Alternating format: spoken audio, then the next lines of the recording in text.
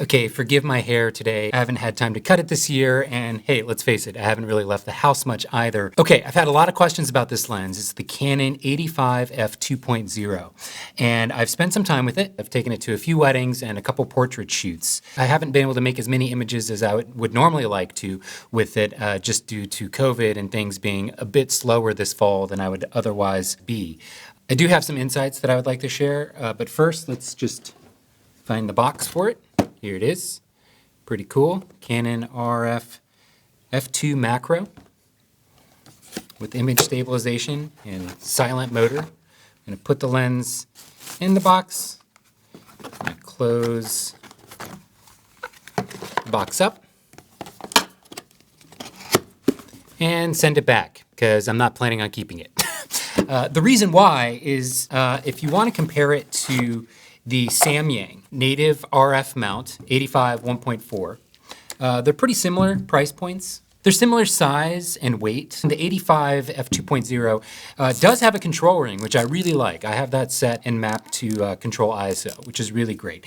That's the biggest thing missing from the Samyang. I will say the Samyang has a much larger focus wheel, which could be nicer for videographers. For photography, I like it because there's just a lot of room to grip and adjust if you need to fly into manual focus really quickly. The 85 macro has manual and autofocus. It also has distance tracking, so you can distance limiting, which is particularly helpful with a macro lens because you might be focusing on something this far away from you or something near infinity, and you don't want it to rack that entire range if you're not going to be shooting in macro for whatever reason, or you're not going to be shooting in infinity. And rack focus this does. It covers an entire range, and if it misses and you don't have this limiter on, it really scans the entire scope. Now, the motor is quick and it's silent, which is really nice. And the stabilization works pretty wonderfully. But where I really see this lens hitting its strength is really only in the macro range. At f2.0, if you're using this for portraits or just telephoto shots of people, particularly on a wedding day or something like that, it just doesn't have much of a interesting look to it. Again, at macro range, it has a stunningly beautiful look. So, if you're a videographer that's taking beauty shots of a product or something like that, I could see this lens being really, really useful. For still photos, if you're mostly using it for pictures of people, I'm going to pass on this and recommend the Samyang, which I'm going to do a more in-depth review of because I've made thousands more images with the Samyang lens. The biggest trade-off that you're going to get, though, between these, aside from the obvious differences that I mentioned earlier, the Samyang does have a yellowish tint to the glass.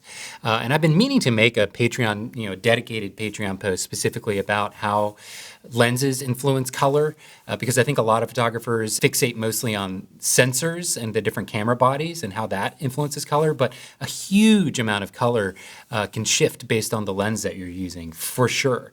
And the Canon lens does have, I would say, a more neutral color. It doesn't seem to tint in any way, at least not relative to any of the other lenses that I'm using. Build quality is pretty good. It's not quite the level of, say, the 85 1.2 RF. It's not quite at that level, but it is light and comfortable. If you happen to own the Nikon 35mm macro, the build quality, they're definitely like the same. I would call this the silver ring or the gray ring series of lenses. So it's sort of that prosumer range in terms of overall build. They're very similar, actually, in a lot of aspects. Same control ring placement, same focus ring placement, same stabilization knob. They are very, very similar. Very much sort of positioned in the prosumer range. I know I haven't done a review of the 35 1.8 yet. I highly recommend this lens if you're a 35mm shooter. You're not going to find anything better in this price point for a while. Love this thing. I'll make a post someday about it. But back to the 85. So at the end of the day, for me, I'm sending it back. I did the whole demo with the box and everything. It's going back probably today.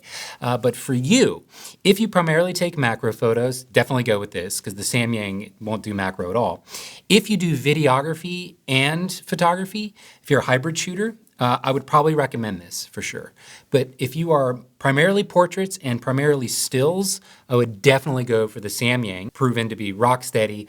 And not to mention the difference in aperture, right? At f1.4 versus 2, it's a world of difference if you're taking telephoto shots in terms of bokeh. With mirrorless cameras, you need light coming through the sensor for it to lock focus really reliably. And so I tend to find in low light, the 85 Samyang does a much better job consistently tracking focus. They're about the same speed overall. This might have a slight edge, the Canon 85 2.0, it might have a slight edge in focus speed, but in terms of reliability, I would say they both tend to do well with a slight edge to the Samyang shooting at night or in low light. You're not going to make a horribly wrong decision with either, but again, I think I laid it out pretty clearly. If you're hybrid video and photo, or you primarily shoot macro shots and not portraits, go for the 85 2.0. If you're portraits and primarily still photos, I would go for the Samyang. So I hope that helps.